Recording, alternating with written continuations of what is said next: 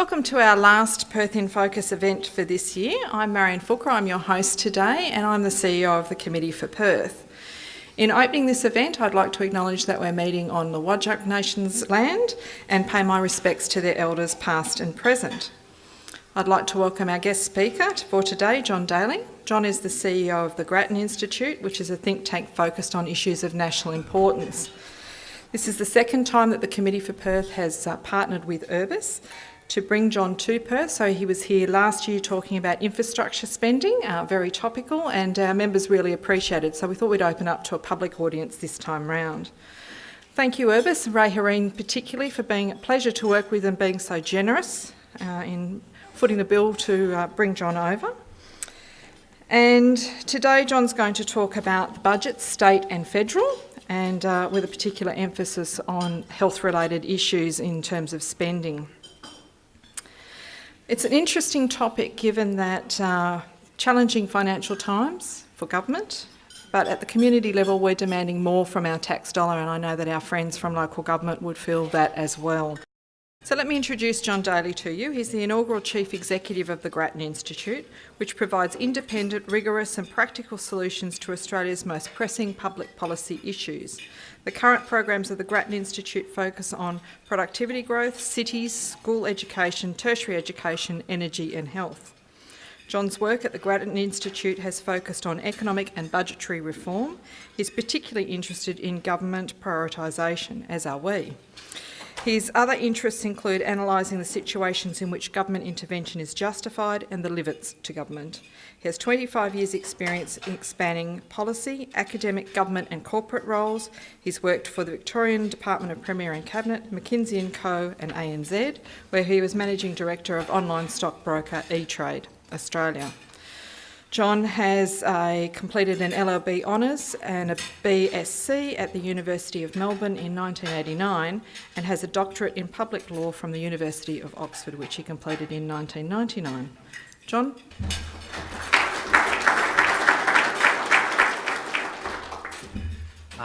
Well, Marianne, thank you very much for the chance to be here, and obviously enormous thanks to the Committee for Perth.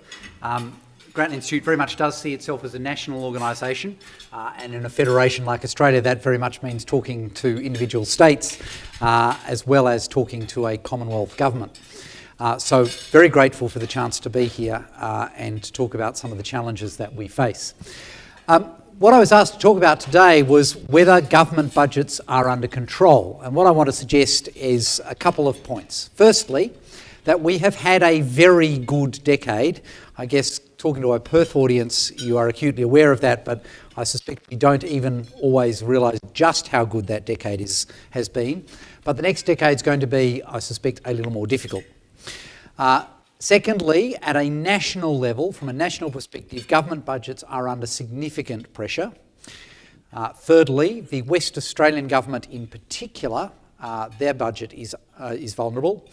And finally, repairing those budgets is going to require some rather tougher choices than the choices we have made so far. So that's the overall story. Let's talk at first about what a kind of decade we've had and why we believe that the next decade may be a little more tricky. Firstly, let's just look at how much has been invested in mining projects around the world in nominal terms over the last 7 years or so. And as you can see, we've spent in US dollar nominal terms around about $500 billion in Australia in the last 7 years. And as you can see, we have spent, as a globe, more in Australia in mining projects than in any other country in the world. So when we say the Australian mining boom was big, we mean it was really big. And I don't know that many Australians quite appreciate that the mining boom was a specifically Australian phenomenon. You know, we talk about Brazil, we talk about all the others. This is Brazil down here. It's materially lower.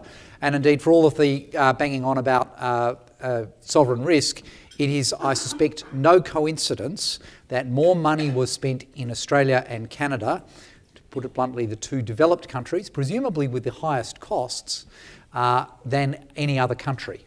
And I suspect that is because the mining companies involved thought that if they invested their money in developed countries, there was a higher chance that they were going to get their money back. Having a well-functioning political state really matters in the long run, and I think that that's what this illustrates. So, a lot of money's been invested in here in Australia, and that is unlikely to be repeated on quite the same scale, and it has been very big by global standards.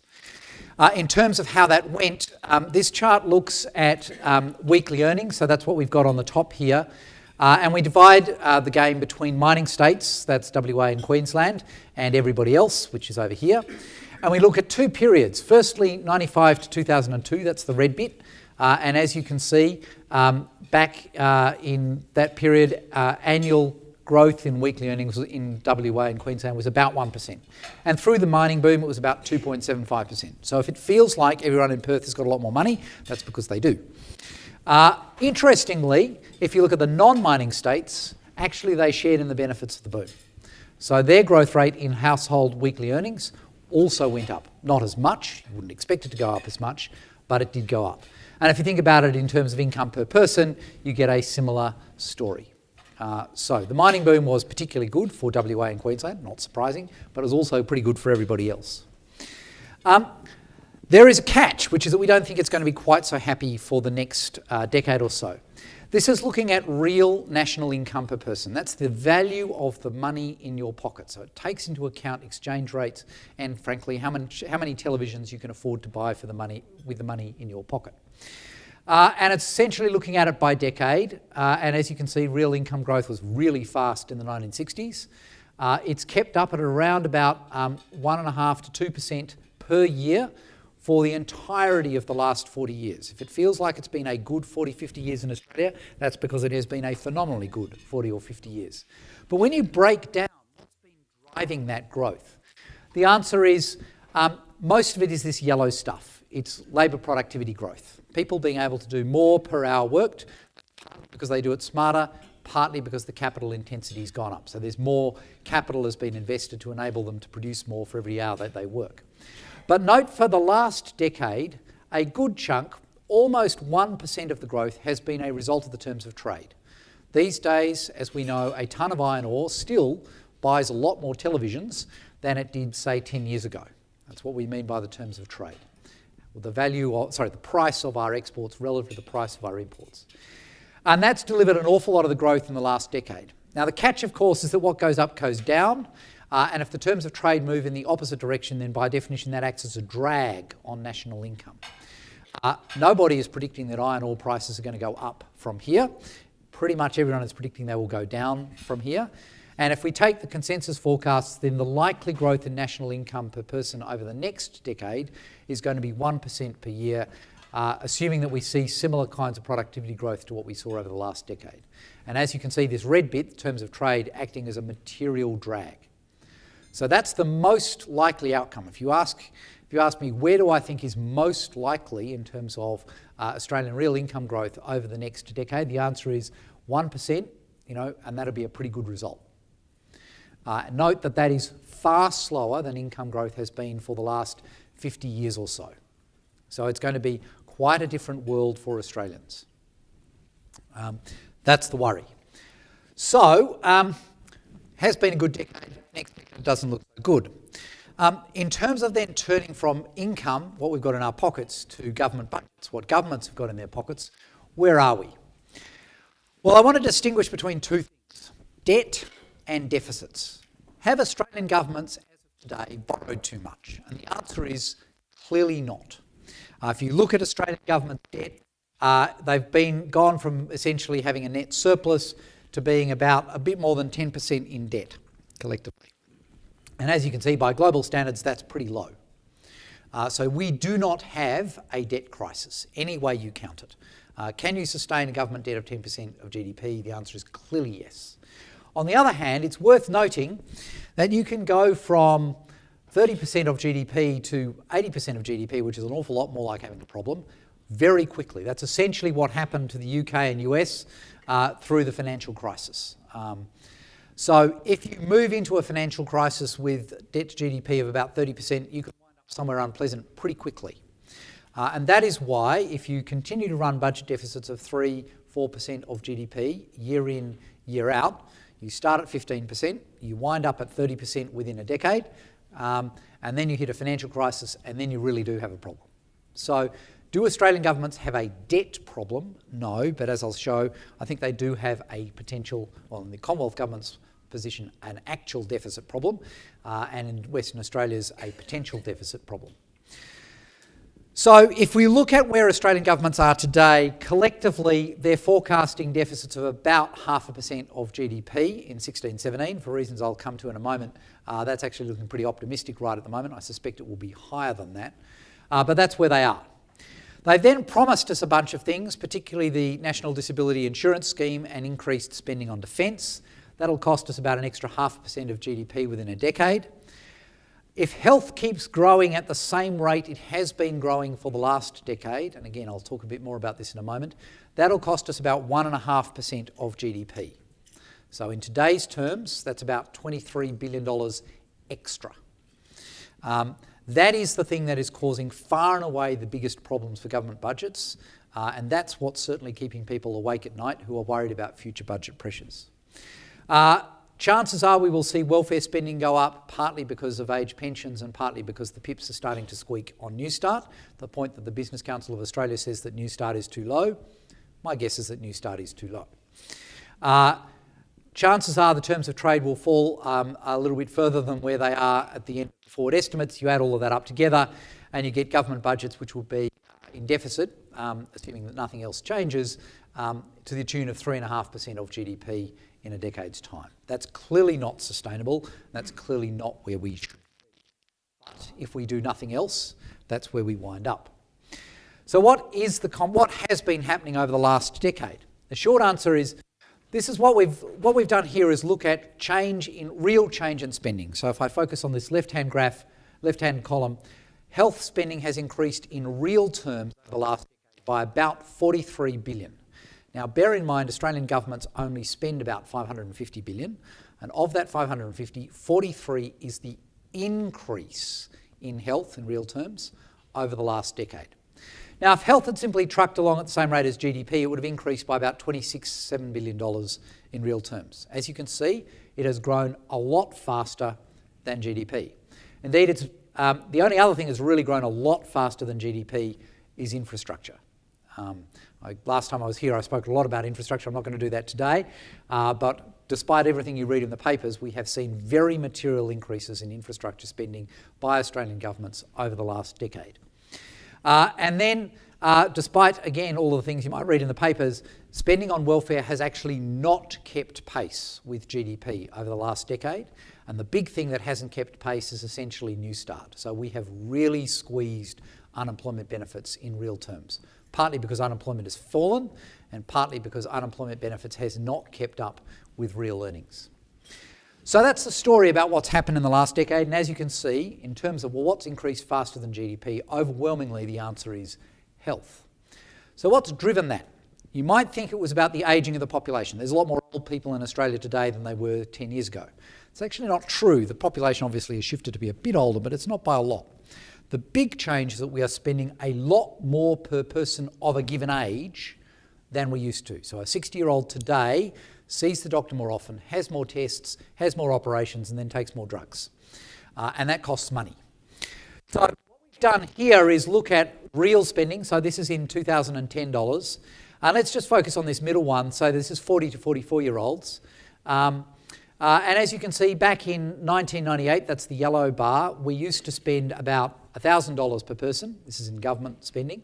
And we now spend about $2,500 going on for $3,000 per person. So we spend a lot more on a 40 to 45-year-old today than we did 20 years ago.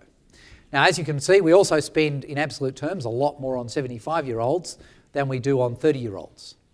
But the thing that is very scary about health spending for governments is that they're looking in the rearview mirror at what's happened for the last decade, and what they can see is health spending going up per person in every age group. That is what has done the damage to Australian government budgets over the last decade. Indeed, I've had a state government bureaucrat characterised to me as, how do you set a state budget? And the answer is, you figure out what is going to come in income from the existing revenues and services.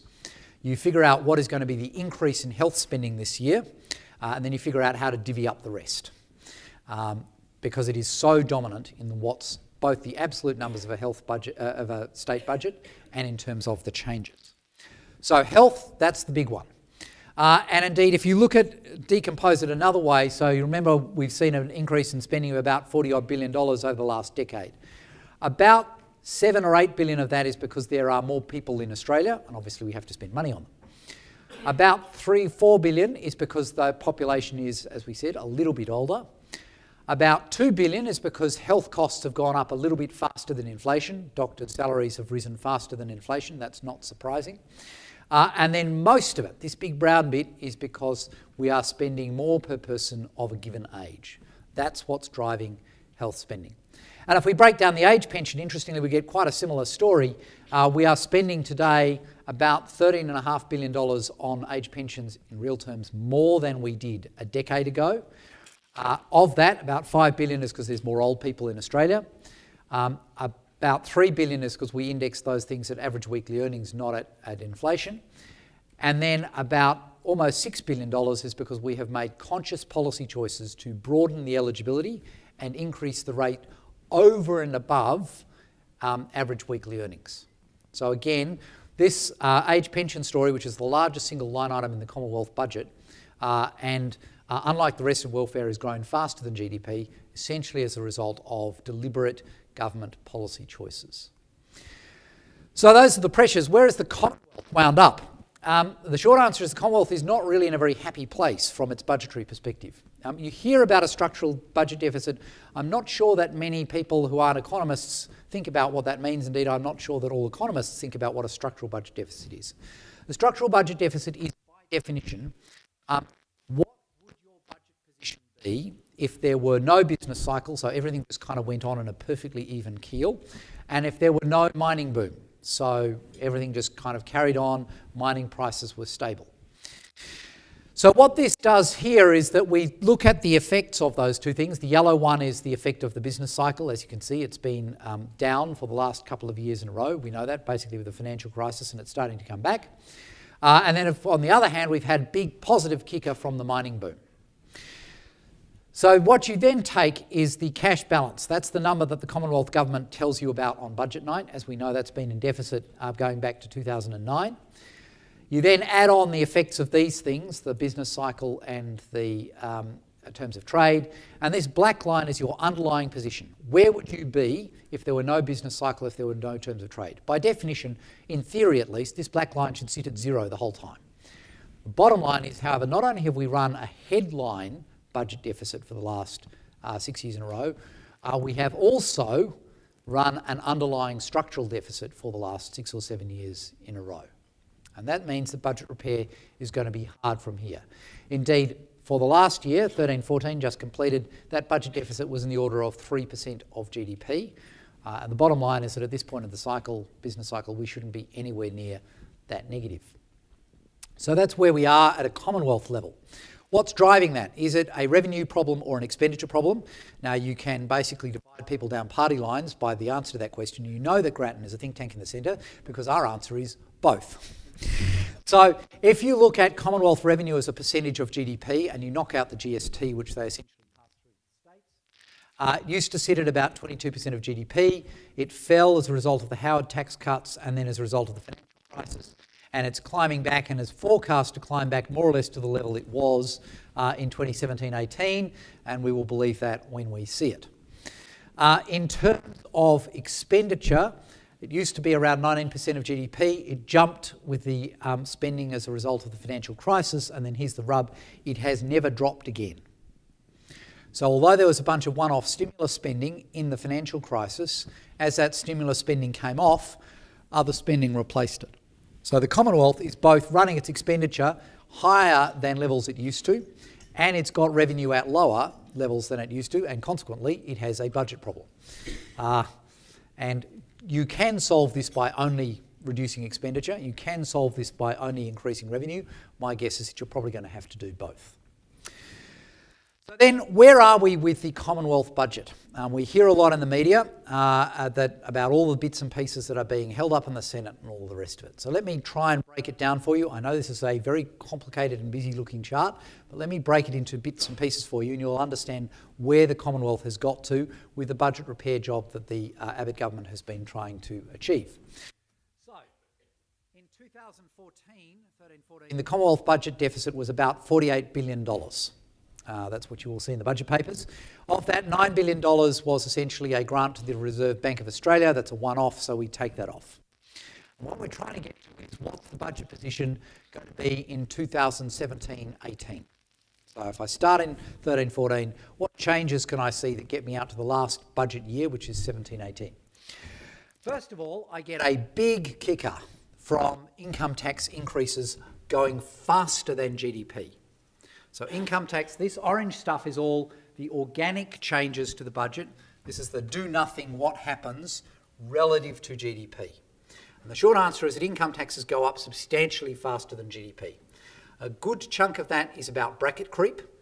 Part of it is about the fact that income taxes are currently depressed because people have been busy writing off their capital gains losses, or capital losses, I suppose, from the financial crisis. And as those losses roll off, Commonwealth will start to collect more in the way of capital gains tax from individuals.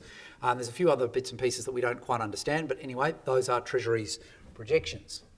Then there's a few other bits and pieces of revenue growth. There's some spending increases over and above GDP growth, a few other rats and mice. And if the Commonwealth Government passed no budget measures at all, they would wind up in 17-18 with a budget deficit of about $20 billion. It's about 1% of GDP in 17-18. They, of course, did have a whole bunch of budget measures in their May budget. Those budget measures were supposed to reduce the budget deficit in 17-18 by about $17 billion.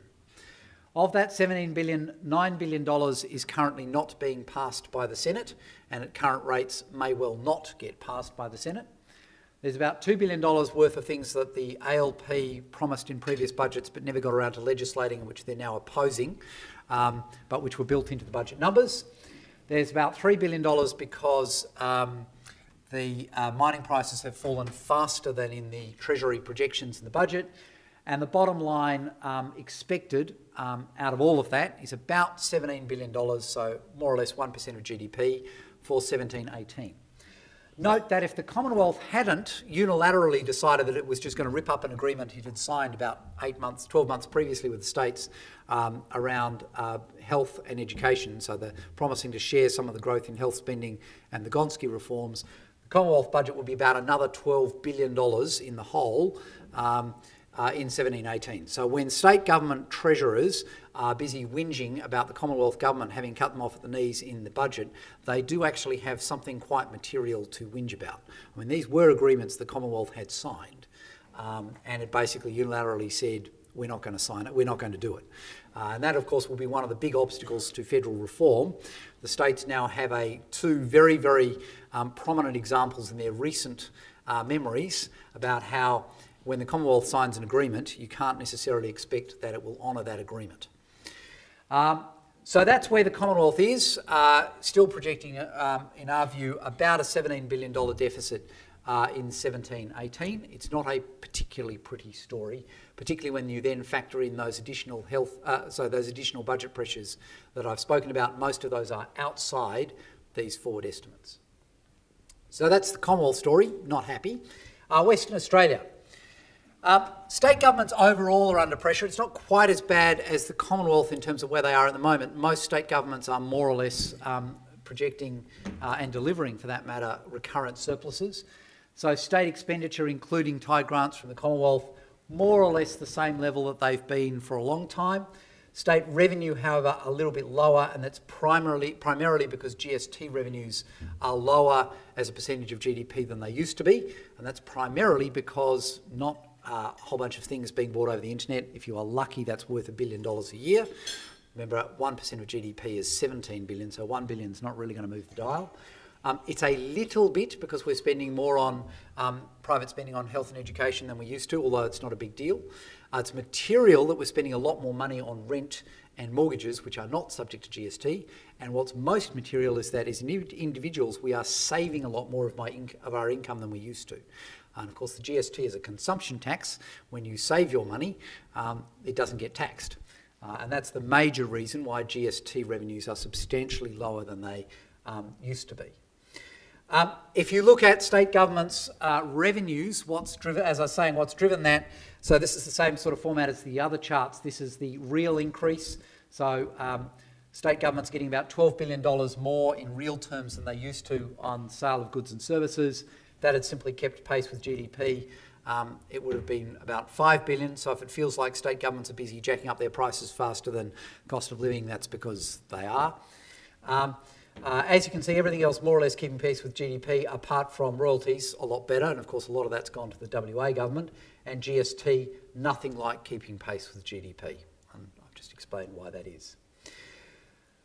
So that's on the revenue side. On the cost side, what's going on? Well, one part of it is about debt and deficits. Is about debt. The Western Australian government, much like the Commonwealth government, doesn't really have a debt problem. So if you look at Western Australian spending on interest and depreciation, so essentially paying off past capital expenditure, as a percentage of the estate economy, it's actually materially lower than the other three large states. So Western Australia doesn't have a debt problem. It does have at least a potential deficit problem. So what we're looking at here is nominal dollars spending and revenue. This black line is the expenditure line. These red areas are the revenue lines. So Western Australian government back in 2003 had about $7.5 billion in other revenue. That's now up to about 22. As you can see, and as doubtless you have heard a great deal from your politicians in Western Australia, GST has shrunk. And as they don't necessarily talk quite so much about, mining revenue has increased very materially. So Western Australia has gone from having about $1 billion a year in mining revenues a decade ago to forecasting in the order of about $15 billion worth of mining revenue at the end of the forward estimates. Now, the thing that's keeping people awake at night, and in particular is keeping S&P awake at night, is that this revenue, of course, is highly uncertain. It depends on what happens to prices for minerals, both in terms of when prices go down, volumes go down, and also because, in effect, WA's mining royalties are related to price. And the worry is that essentially Western Australia, for the entirety of the forward estimate, so going out 4 years, is essentially planning to spend all of the money coming in, despite the fact that those prices are about as good as anyone expects them to be, and despite the fact that volumes are looking pretty terrific. That makes people very nervous. If mining prices fall a little faster than is predicted, and if partly related to that volumes come off, then obviously the revenue line will turn down, the black expenditure line will stay where it is, and the WA government has a problem. I think there will be many people, myself included, who, given the enormous free kick that the Western Australian government has got from mining, I'd be a lot more comfortable if it was posting material surpluses at this point in the cycle. Because we all know that what goes up goes down in mining, and there is a very good chance that mining revenues will not stay at these elevated levels forever. So that's what makes us nervous. What does that look like comparing WA to other states? So this is looking at revenue per capita. And as you can see, Western Australia's revenue per capita is about $11,000 per person. In New South Wales and Victoria, it's about $9,000 per person. When you break down what is driving that, Western Australia actually collects more in the way of taxation and other own source revenue per person. It gets about the same in tied grants, and as you can see, it has this big royalty kicker. It's worth about $2,000 per person that the other states basically don't have. Now, if you add up the royalties and GST line, that's this bit here, you'll see that they are materially larger than the GST being received by New South Wales and Victoria per resident. And that's why, when Western Australia complains about its GST take, the eastern states tend to be somewhat unsympathetic. Because they say, look, if we add up your GST and your royalties, you're doing okay, don't come whinging to us. That's what's going on. If you then look at the spending line, so New South Wales and Victoria are spending about $8,500, $8,000 per person. Western Australia is spending over $10,000 per person. It is difficult to resist the conclusion that Western Australia is spending that essentially because it can.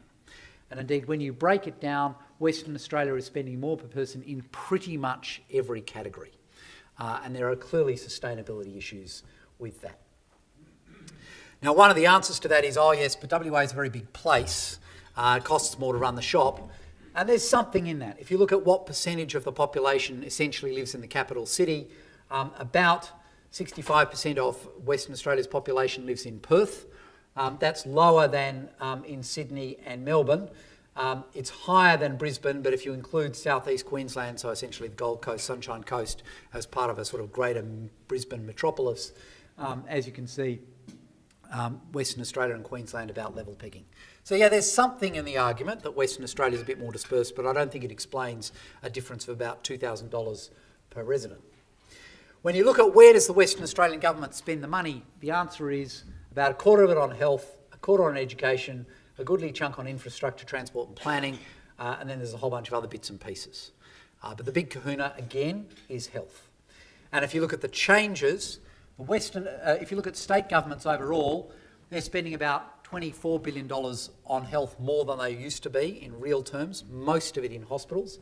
And when you look at the WA government, spending about $3.5 billion more on hospitals than it did 10 years ago. And as you can see, that's gone up much faster than GDP. And indeed, if you compare these two charts, I will confess this is an analysis I'd never done until I was preparing for today. Just when you flick from one to the other, you can see that the increase in other states has been material, a bit faster than GDP. In WA, it's been radically faster than GDP. So if you want to understand what's driven the very rapid increase in WA's spending, the answer is overwhelmingly health and other, which is a whole bunch of rats and mice, and government, which is essentially about the administration of government. So that's what's been driving WA's substantial spending increase. Interestingly, it has not been education, which is one of the things you would expect would be really hurting you if you're a state that's dispersed as WA is. So that's the story. What can we do from here? The short answer is we're going to need to make some much tougher choices. In our Balancing Budgets report, we went through all of the things that we could find that were worth $2 billion a year. Remember, when the Commonwealth Government is still forecasting a deficit of about $17 billion in 4 years' time, you're going to need a fair number of things worth $2 billion a year to fill that kind of hole. I'm not going to go through all of the measures here, but the short answer is the things at the top are the things that are not too bad for the economy, not too bad for people in the bottom 20%. Don't do horrible things like reduce rates of home ownership, or indeed some of them actually increase rates of home ownership and are positive. That's what we've got at the top. At the bottom, we've got things that are horrible, either because they drag on the economy or because they are nasty for people in the bottom 20%, or because they reduce rates of home ownership or do other things that we don't like. There's a couple of things that emerge out of this. As I said, I'm not going to go through every one of them. One is the things towards the top of that chart are overwhelmingly dominated essentially by the way that we tax assets and on the way that we provide pensions and superannuation and so on to people who are older. Essentially, Australia does not have a general middle-class welfare problem. We have a problem for middle-class welfare for people aged over 60. If you go looking for things which don't hurt the economy, aren't bad for the bottom 20%, don't do other things we don't like, and are big, you overwhelmingly find things that are about the age pension assets test, the age at which you can access your superannuation and your pensions, the scale of superannuation concessions, particularly for, frankly, rich old people. This is just cutting down on the contribution concessions and earnings concessions for rich people. As you can see, they are more than big enough to care. And they are particularly badly directed tax concessions. Indeed, if you look at this kind of, if you like, the top half, about $27 billion is pensions and super, $7 billion is around the taxation of assets, so particularly the CGT discount and negative gearing, and really there's only about $12 billion of other things that we could find. If you are really serious about budget repair, you're going to have to look at those things. If you ask, well, what have governments actually done? The red things are things that have improved in the Commonwealth and state budgets, 14-15. Commonwealth has said that it will increase the retirement age, or more accurately, the pension age. Good idea. It's at least talking about increasing the age at which you can access your superannuation, and we would certainly support that. It's talking about sorting out higher education subsidies. It's talking about fuel tax indexation, and most of the hard work, as we saw, has been done by bracket creep, which is one of the worst kinds of tax increases you can do. It has, of course, also made some problems worse. It's increased transport spending on things that don't have a particularly good cost-benefit case, and it's increased defence spending in ways that are not clearly going to improve our strategic capability. So those go as orange negatives. Overall, you will notice that there's a lot of things that are yellow and large and therefore haven't been touched up towards the top. I'm not going to go through the arguments for all of the things that we could fix. I want to sum up there. We've had a very good decade, but the next decade economically is going to be a lot tougher. Nationally, our government budgets are under quite a lot of pressure, both if we take all Australian governments collectively and if we take the Commonwealth government in particular. The West Australian government budget is under pressure essentially because it is spending 100% of the benefits of the mining boom, and it is difficult to believe that that is sustainable. And finally, if we're going to sort this out, we have to make some very difficult choices. They will be politically extremely unpopular, but there is no politically popular way to either reduce expenditure or increase taxes, and there is no way to improve budgets without doing at least one of those two things. The decisions that governments have announced so far are not particularly courageous, and we're going to need to start making some much tougher decisions than the ones we've heard about in the last couple of years if we're going to solve these problems. Thank you very much.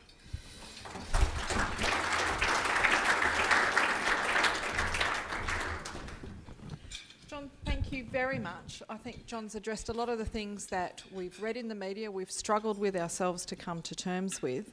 I wanted to open up with the question about the political nature of some of these decisions, because there's going to need to be political courage. And often when we put quite difficult solutions on the table, we say there are no silver bullets, because if they were, they would already be done by the politicians. So do you want to reflect a little bit on how are they going to sell, well, firstly, how are they going to take that decision and how are they going to sell it to the public? Because we're not very good at selling public policy. Yeah. Look, obviously there's a huge issue in terms of how we're selling. One of the ways that I would... sorry, do you want me to move this down? Is that better? One of the issues that we've got is that we've had it really, really good for the last decade.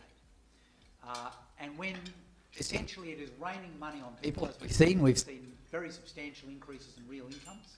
And when it's also raining money on governments, they basically did nothing for most of the last decade, essentially their budgets got better. In those circumstances, it is not surprising that our politicians don't make very many tough decisions. If you were a politician whose people were essentially seeing more money in their pockets every year, and you were seeing your budget improve every year for doing more or less nothing, you wouldn't be making tough decisions either. We're now in a very different world. It looks a lot more like Australia in the 1980s when we were facing a lot of headwinds. And ironically, when we were facing headwinds, we made far more difficult decisions. And my guess is that that's what we will now start to see. And indeed, you can already see at the Commonwealth level, the Commonwealth has certainly announced a number of politically very unpalatable decisions. Some of them are wiser than others, but they've certainly announced them. And I think we are starting to see a politics in which at least some of our politicians are more prepared to make difficult decisions than they have been. And the reason why is when their backs are to the wall, they start to run out of choices. And really for the last 10 years, their backs haven't been to the wall. Now they are, and I suspect we'll see something different. WA strikes me as not having quite got to that point of having its back against the wall. Bottom line is the budget does still balance. At the point that we really see a crunch in mining prices, you know, if iron ore really did manage to go down to $75 and then stay there, my suspicion was we would wind up seeing a state government with a great deal more courage than the one we've seen for the last couple of years, essentially because they would have to make difficult decisions. Sure, now I'm happy to open the floor up to questions, and we've got a microphone, and Alison Preston at the front here, and then we'll get to Peter Blaxall at the back. Thanks very much, John. That was absolutely fascinating. John, just when you were saying there about some tough decisions around the corner and you compared it to Australia in the 1980s, which is when I came here from Scotland,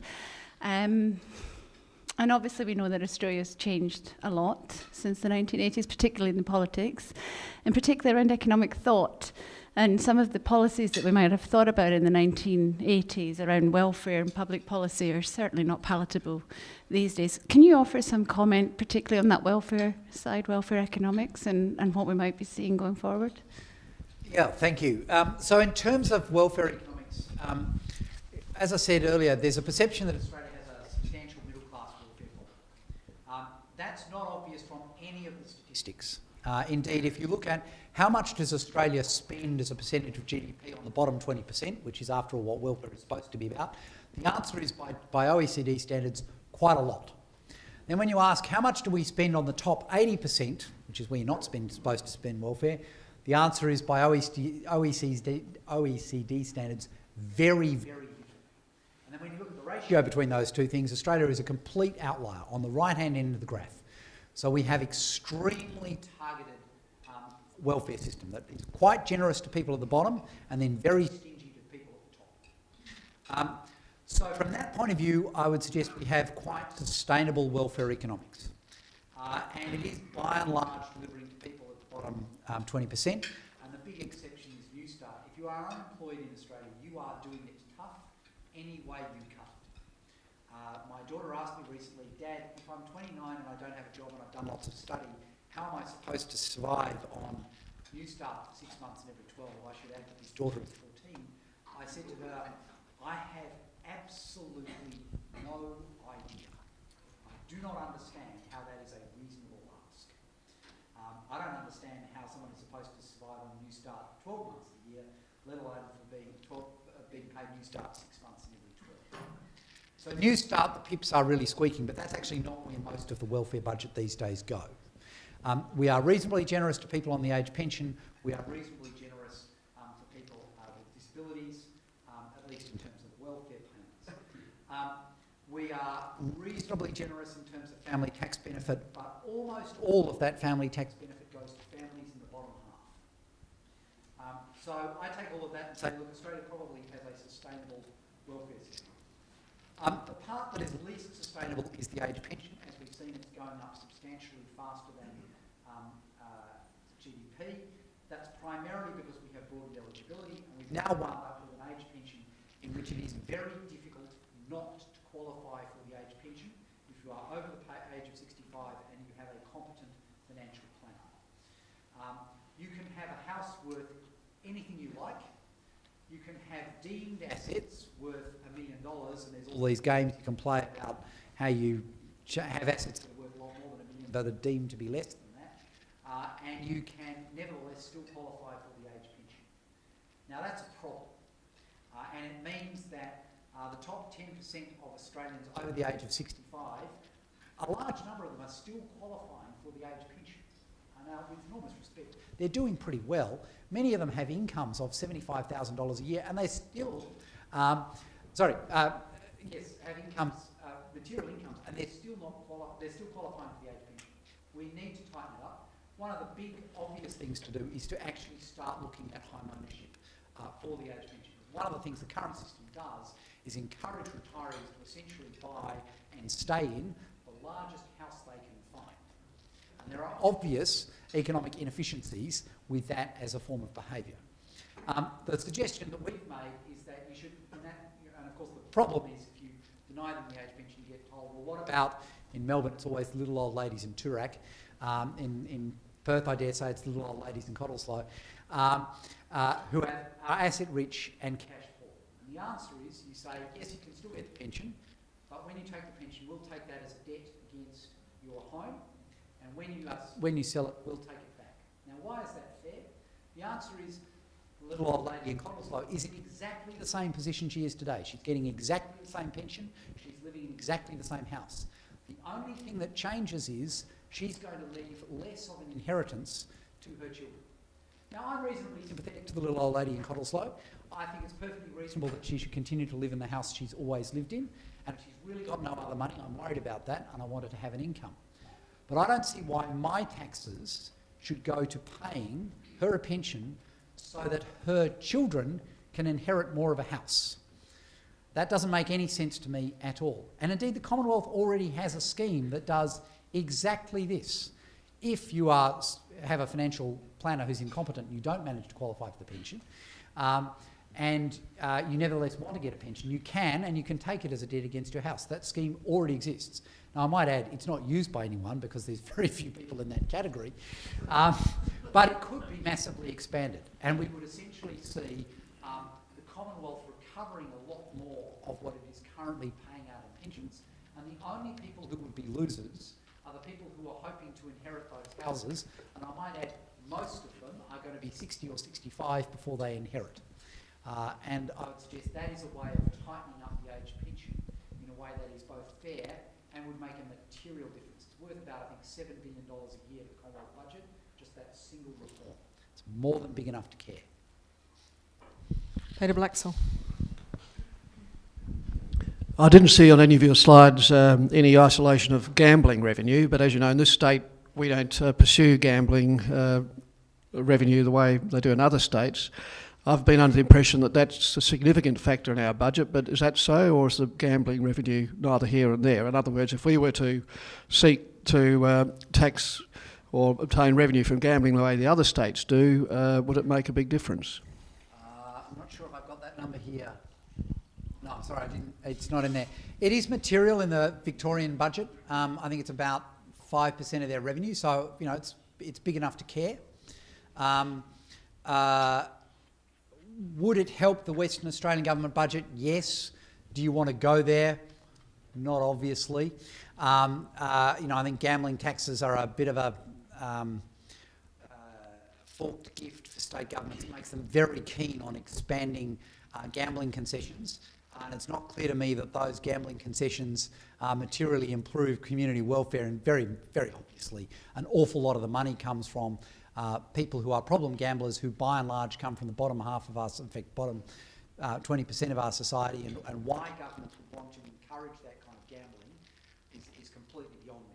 And that's clearly what's going on in the eastern states. One of the reasons is that governments are frankly completely strapped for revenue, and so they're desperate for the gambling taxes.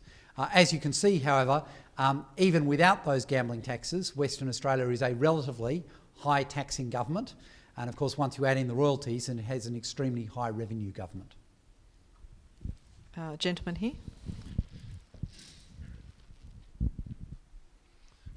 Councillor Rob Willis from the City of Melbourne. My question relates to the effects of the international economies, and I'm not just talking about China, which is an obvious one, but the downturn in Europe. Well, of course, we've had a downturn in Europe for a very long time now, and frankly, life goes on in Australia. Although, as Ken Henry pointed out very recently, the one thing that probably does keep a lot of people awake at night is if there is a disorderly breakup of the euro, that could be very, very unpleasant for everybody. And you can understand, I don't think he was suggesting, and I wouldn't be suggesting that that's the most likely scenario, but it's clearly a plausible scenario, and if it happened, that would have enormous impacts on the rest of the world, and all sorts of things would flow on. Apart from this, would cause enormous ructions in financial markets. How do you reprice contracts that have been denominated in euros? All of those kind of problems would take, probably the better part of a decade to unwind. A lot of wheels would spin in the meantime. So yes, Europe probably, certainly keeps me awake at night thinking about that scenario, but it's not my central case. Probably the most likely thing is that Europe continues to basically go nowhere as it is at the moment, and it's been going nowhere for quite some time, and Australia's carried on. Clearly far more of an impact on the Australian economy, particularly in terms of who buys our stuff, is China. It looks like growth is slowing in China, but you have to remember that 6% off a big base, in absolute terms, is larger than 9% off a small base. And from an Australian economy point of view, the key issue is, in absolute terms, how much does the Chinese economy grow each year? And even if China slows down to 6%, life is still going to be, trucking along in terms of it'll be growing substantially faster than the Australian economy, and the absolute growth will be material in the scheme of things.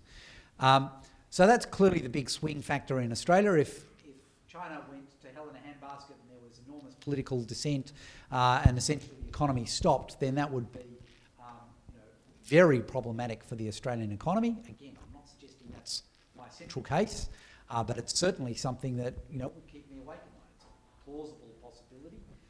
Anything can happen, and if it did happen, it would have enormous impacts for Australia. John Atkins, and then we'll come back to the gentleman at this table here. John, you identified health as a significant expenditure issue. I'd like you to unpack that a little bit and talk a little about recurrent and capital expenditure in health and the significance of both, and perhaps comment on the proposition that part of the problem at least may be the fact that the gatekeepers with respect to health expenditure are the doctors, who are driven by their Hippocratic oath, quite rightly, and not perhaps a regard for the budget implications of particular decisions. Right. Let me try and answer those pieces in turn, because it's health is a complex issue. Firstly, in terms of the capital, in the overall scheme of things, it's not that big a deal, is the short answer. I mean, you can spend $1 billion on a hospital, and boy, that's a pretty flashy hospital. But in the scheme of a health budget of, I think it's about over $100 billion every year, that's not the thing that's driving it. What's driving it is the recurrent spending on doctors and nurses' salaries and operations and all the rest of it. That's not to say we should waste our money in terms of capital expenditure, but it's not the big driver. In terms of where is Australia, one of the real challenges in health spending is Australia actually has, again, an outlier health system by global standards, in the good way. The US has an outlier system in the bad way. It has really dreadful outcomes, or at least very ordinary outcomes, and it spends almost twice as much as everybody else in the world. That's bad. Anyone who tells you they want to copy anything out of the US health system, at that point you stop listening and you go and look for something else. On the other hand, if you look at where Australia is, we spend about middle of the road for OECD in terms of spending per person, and we have health outcomes that are at the top of the scale. So we have very good life expectancy, very low child mortality, very low infant mortality in terms of births and so on. Pretty much any health indicator you care to look at apart from obesity, Australia looks terrific. So we have a health system that is reasonably affordable, pretty much middle of the pack, and delivering outstandingly good results. That's the kind of raw numbers. In terms of the real life, the best indicator for Australia's health system is the cruise ship business. So the last 15 years have been a fantastic 15 years to be in the cruise ship business. Why? Because 15 years ago there weren't any 70-year-olds on cruise ships because they were all dead. Today, there are a lot of 70-year-olds on cruise ships, and not only are they alive, but they can get around the cruise ships because they've got artificial hips and artificial knees and heart stents, apparently particularly heart stents, that mean they're all, in pretty good health. So the good news is that the Australian health system is delivering high quality results at reasonably affordable levels. The catch is it's going up very fast, and someone is going to have to pay for that continuing increase unless we find a really smart way of putting a lid on it. Now, in terms of the specific issue you raised, which is that the doctors are the gatekeepers, and that is a problem for every health system, and it's the fundamental problem of health economics. Yes, doctors are the gatekeepers. The alternative is trying to privatise the health system. The US has done that, and wasn't that a good idea? And the problem is an informational asymmetry. The doctor knows a lot more than the patient does.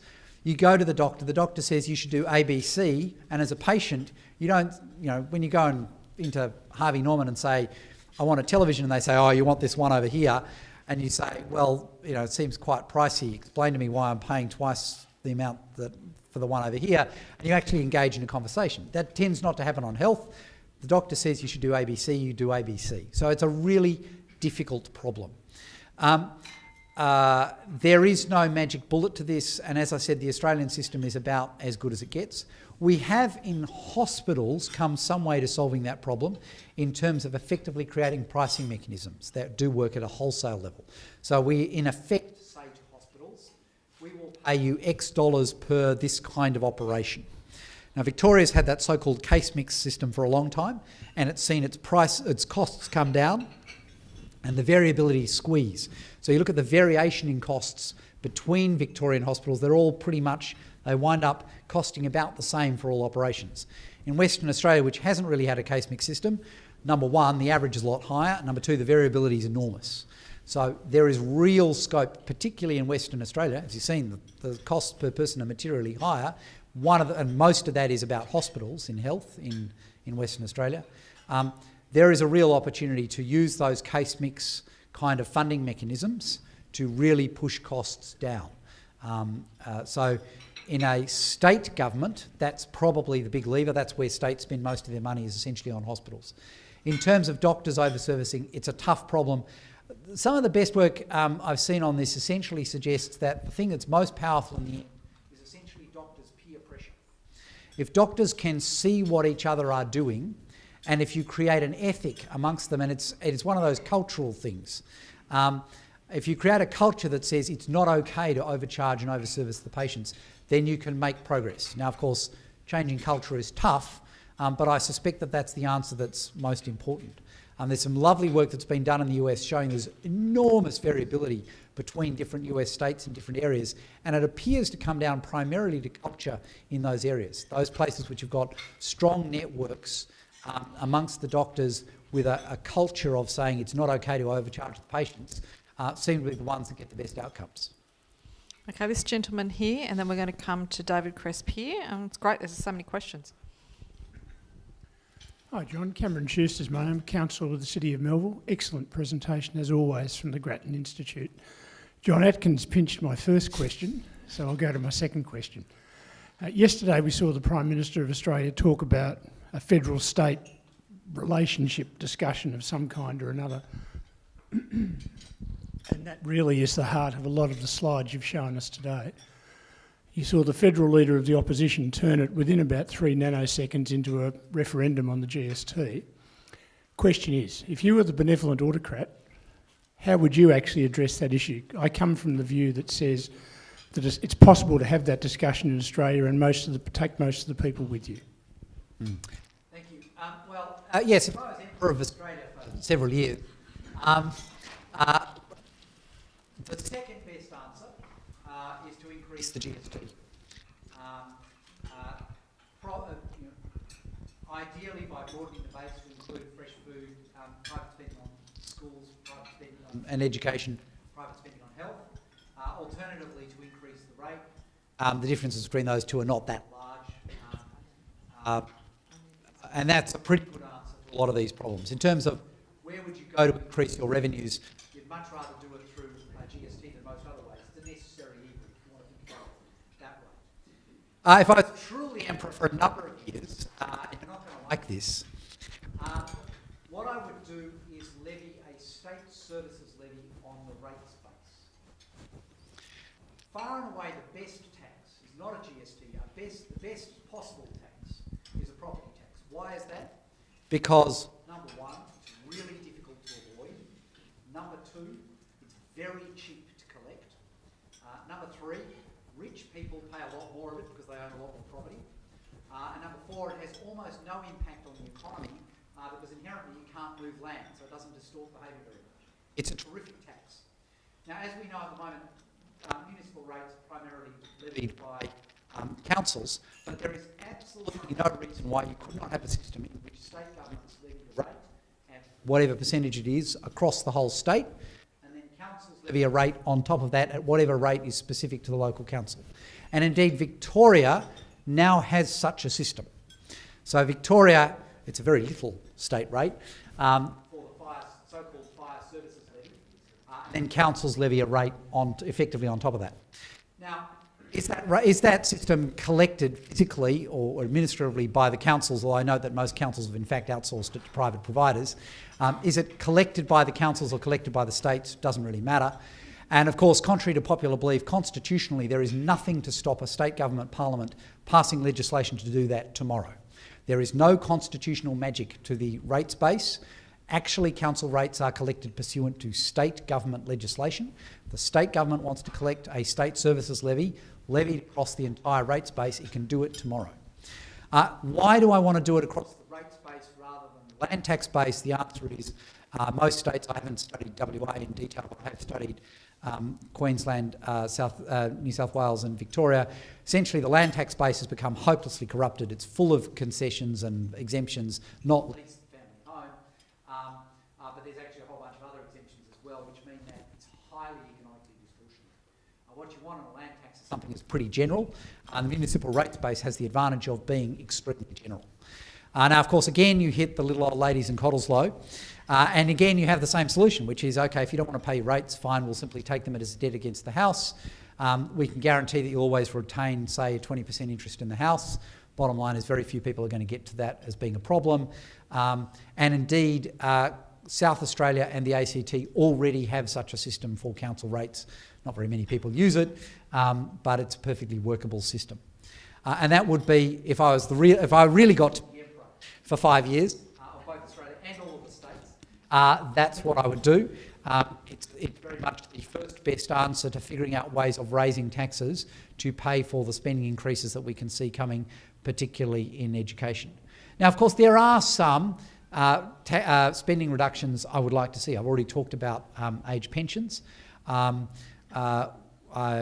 There's also some opportunities in school education. We run a very large number of extremely small schools at incredibly high costs in what I would describe as semi-regional areas. So often these schools are in fact no more than 20 kilometres apart from each other. It's quite drivable. By definition, these are in places where 20 kilometres takes you 15 minutes to drive, absolutely tops. Probably more like 10 minutes. In some parts of WA, doubtless more like about 6. There's some spending reductions that are plausible in that area. In defence, it certainly looks like we have defence policy that lies over here and spending strategies that just don't make any sense with any strategy that we're capable of achieving. In transport, we've been spending an awful lot of money on projects that don't have a particularly good cost-benefit case. If we simply stopped doing that, it would save us quite a lot of money. So there are options as well. Again, all of those things are going to be politically very difficult, so I probably need to be Emperor for about 10 years to get away with them. And while the microphone's coming down here to David, can I ask you about hypothecation of funds? So, the idea of capturing value from certain properties and then directly putting that into an infrastructure fund around transport. What do you think about that? Look, there's a lot to be said for hypothecation. State treasuries hate it because they're kind of talked to when they're children. But one of the things we can observe in Australia is that when you do hypothecate something, so for example, when you have a Medicare levy or when you have an NDIS levy, I wasn't going to cover anything like the full cost of the NDIS, although it wasn't going to pay for a lot more than the NDIS for the first couple of years, it's wildly popular, or at least not wildly unpopular. So there is something to be said for hypothecation, and indeed one of the reasons I'd think about a state services levy is I'd specifically hypothecate it, saying I'm only going to spend this money on hospitals, knowing that I'm going to spend way more than I raise on hospitals in any event, but it becomes politically much easier to do. So I think there's enormous attractions to those kind of hypothecations. In terms of levying it specifically on properties, you can do that, and there's plenty of precedence for it, and it's way better than simply saying that everybody should pay for a piece of infrastructure that only a small number of people are going to benefit from. And of course, one of the advantages of it is that it focuses minds. Everyone's always really keen on having infrastructure that goes to their front doorstep that everybody else is paying for. If I'm paying for the infrastructure to my front doorstep, that does tend to focus the mind a little more, and I'm very keen on focusing minds. On the other hand, this is another reason why a state services levy is not a bad idea.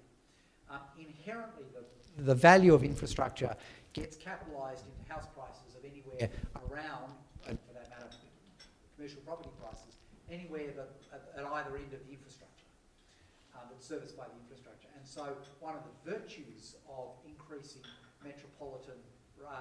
increasing rates is that inherently you get that kind of uplift. You don't have to go through special hypothecations that draws rings on maps and then people argue about who's in and who's out and all that kind of carry on. Instead, you simply have something that says, look, we know that when we build this piece of infrastructure, your property values will go up. By how much? Well, we'll find out. The market will tell us. The market inevitably has the highest uplift for the properties that get the most advantage out of the infrastructure. And in essence, you build that kind of uplift into your tax system. It's one of the things that's really nice about a state services levy is precisely that it helps with that kind of infrastructure funding and it recognises the value that's created when you do it. So for those of you who might be familiar with Greater Manchester, they have a region-wide light rail system. It doesn't go everywhere, but you're only a couple of kilometres away from it. And I said, how did you get this? And they contemplated a congestion charge first, and then they thought that the property tax was actually more politically palatable, and certainly the community responded to that. David? Hi, John. Being from the property sector, we might agree to disagree on a super tax on property, and would see that certainly a tax on commercial property and retail property is going to flow pretty quickly back to business costs and consumers. But that wasn't actually going to be my question. Housing supply is something that we've talked about for many years, that we've been underbuilding in Australia. We need to build more. Now, thanks to the Chinese, we are building a lot more. And suddenly we're talking about them being the enemy and wanting to cut back on foreign expenditure. And what seems strange to me, we're increasing supply and we're very worried about prices and the pricing effects on that. How do you see the housing market and foreign investment? In terms of foreign investment, particularly for inner city apartments, there does seem to be something going on. It's worth remembering, of course, that is a small fraction of the entire Australian property market. The second thing that's going on in terms of supply, and just in terms of how will that play out, I am just young enough to remember all of the public hysteria about Japanese investment in property in Australia, and we all know how that panned out. Bottom line is a bunch of Japanese investors lost their shirts. Bottom line is the country carried on. A couple of Australians wound up picking up some property at cheap prices, and life went on. If these properties turn out to be worth what Chinese, and I understand quite a lot of Malaysian investors are paying for them, good luck to them. They wind up being substantially less. Well, that's life in the big city. They're responsible investors and they make their own choices. So that doesn't worry me particularly. And I think Australia is a big enough and generous enough country that it doesn't need to try and impose laws that are essentially xenophobic in terms of who gets to buy property and who doesn't. And as I said, in the scheme of things, it's unlikely to be a particularly big driver of property prices overall. It may well be driving property prices for inner city apartments, but that's a small subset of your market. And as you say, actually that's clearly resulting in a supply side response. In other words, people are building a lot more apartments essentially in response to that than would probably otherwise be built. The second thing that's driving Australian property prices is clearly negative gearing. It is unclear to me what positive good negative gearing does. Now, normally we only have tax concessions because they do something positive. Negatively geared properties are 95% properties that already exist. So as a policy, it's not doing anything much to increase property supply, and it's costing the Treasury a lot.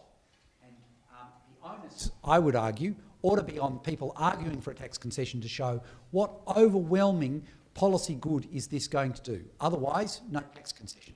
And I can't see that overwhelming policy argument for negative gearing, and therefore I would argue it should go. And it may well go because I think people are increasingly realising that one of the reasons that my child can't afford to buy a house is because the person next door is negatively gearing. So we're already arguing about something, so I thought we should argue about negatively gearing too. The third thing that is clearly causing Australian property prices to be very high and development to be slow is essentially the way that we have locked up the middle ring of our cities, major capital cities. That's where the big demand is, in those capital cities, and obviously here in Perth. And one of the major reasons for that is planning policies that make it quite difficult to subdivide. Why is property so expensive in Australia? Because land prices are really high in capital cities. Why are land prices high? Answer, because we make it really hard to subdivide anywhere that's not already a kind of big commercial centre. And so in particular, out in the nice suburbs, people don't like having a two-storey, exercise of 4 or 6 flats next to them, and so they oppose it like crazy. Now, I can understand why they do that, and it makes complete sense from their self-interest point of view, and obviously the entire suburb usually votes in unison for that kind of planning policy. The catch, of course, is that it imposes costs on everybody else. The people who pay the costs of those kind of planning policies are everybody who hasn't yet bought a house. And if you were really serious about reducing house prices to make housing more affordable in Australia, and really serious about doing that in a way that was equitable, you would look at planning policy so you made it much easier to subdivide in what I would describe as the middle ring. Gratton Institute's done a bunch of work essentially showing that there is very substantial latent demand for that kind of property, and it's not getting built essentially because planning policy makes it very difficult to do it. Now, of course, there's two issues here. One is around the economic benefit that brings. We now know that a very large part of the economic activity of Australia is essentially in the centre, in our capital cities, and particular in the centre of our capital cities. Their productivity per person is materially higher, and that is a global trend. That essentially a huge amount of economic activity in Australia, if you just take the CBD of Sydney and Melbourne, not even in the 5 kilometres around them, just the true CBD, it's about 11% of all Australian economic activity. So they are huge in the scheme of things. And therefore a material economic lever is essentially how many people can I get into that very productive area? The answer is if they're all coming from the far end of Mandurah, not that many. And if the only place you're building new houses is at the far end of Mandurah, still not that many.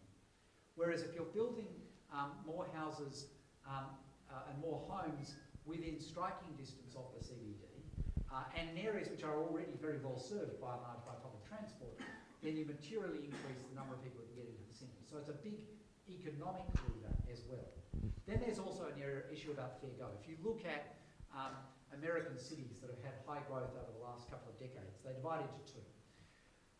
There are some cities in which essentially all the value of that economic growth has gone to people who already owned houses, so by and large in the top half of society. They've done real nice, thanks very much, but everybody else has got really badly squeezed because they've been forced to buy houses at the edge and at very high prices in effect. Then there are cities which have had much more liberal planning policies, made it much easier to subdivide, and by and large the benefits of economic growth in those cities have been quite well spread across the community.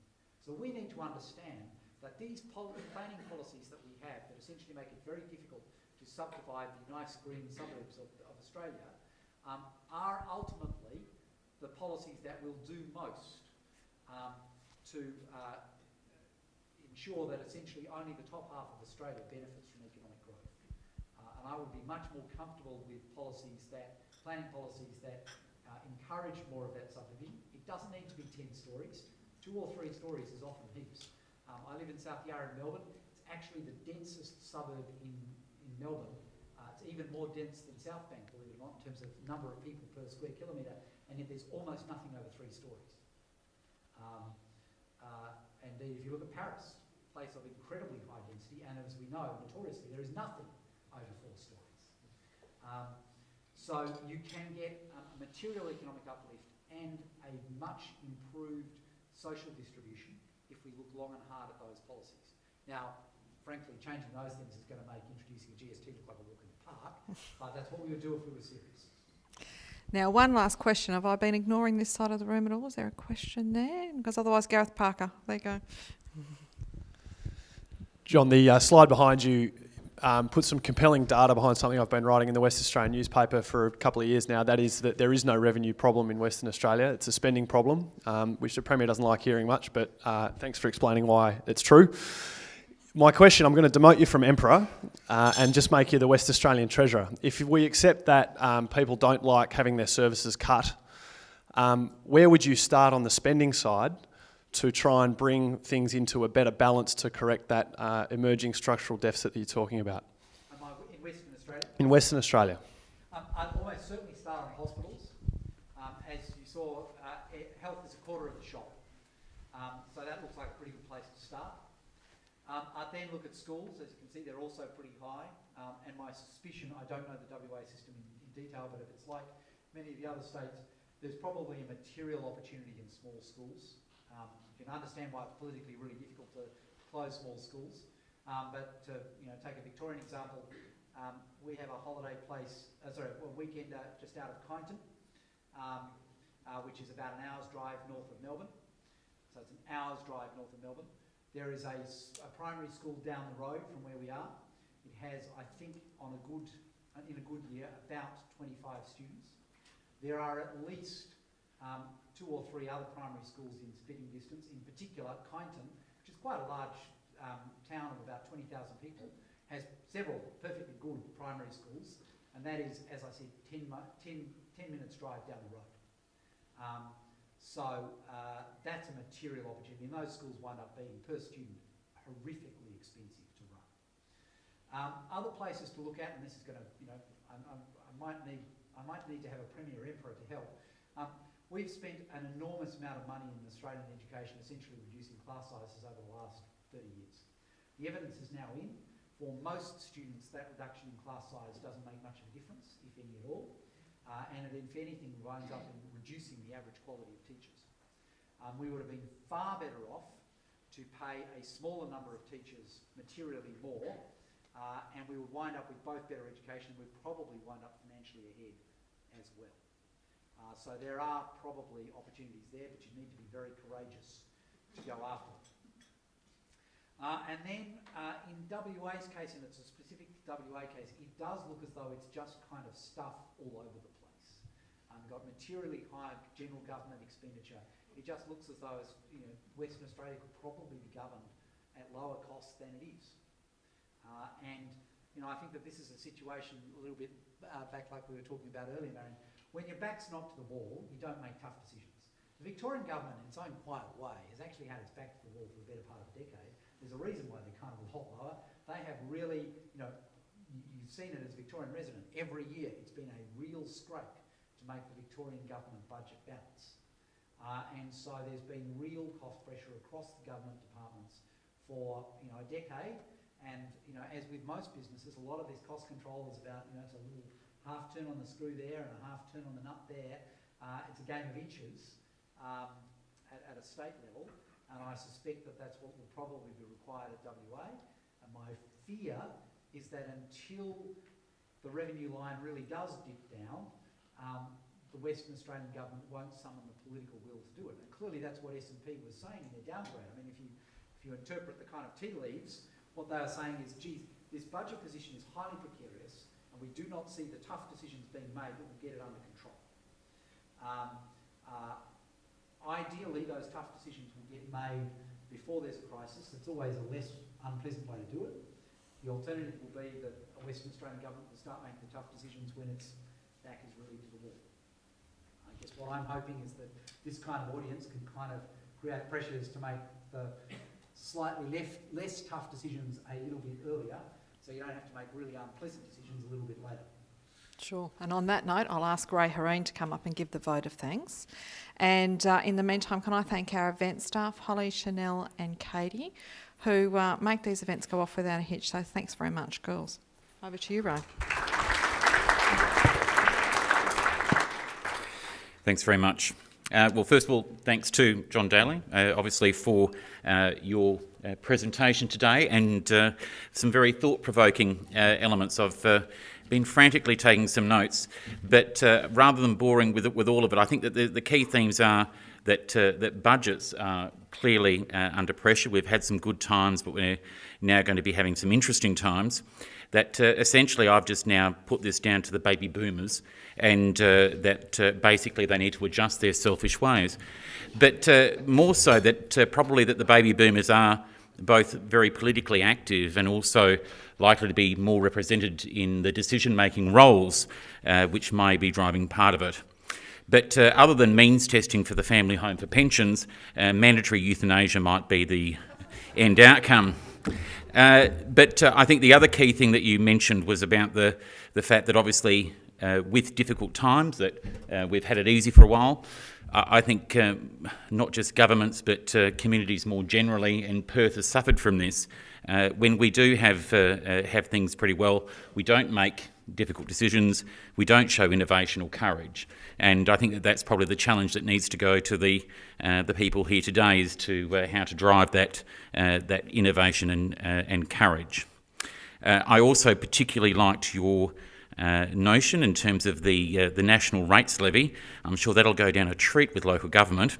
And of course, the drawing on the value of the uplift to pay for infrastructure, which is something that we are, I think, very much looking at.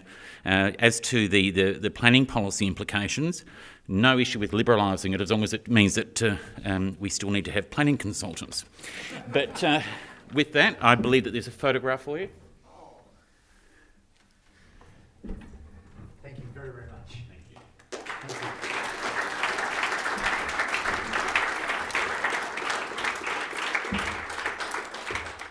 And also, I suppose I could thank the Committee for Perth and their staff for hosting the session today. But thanks very much.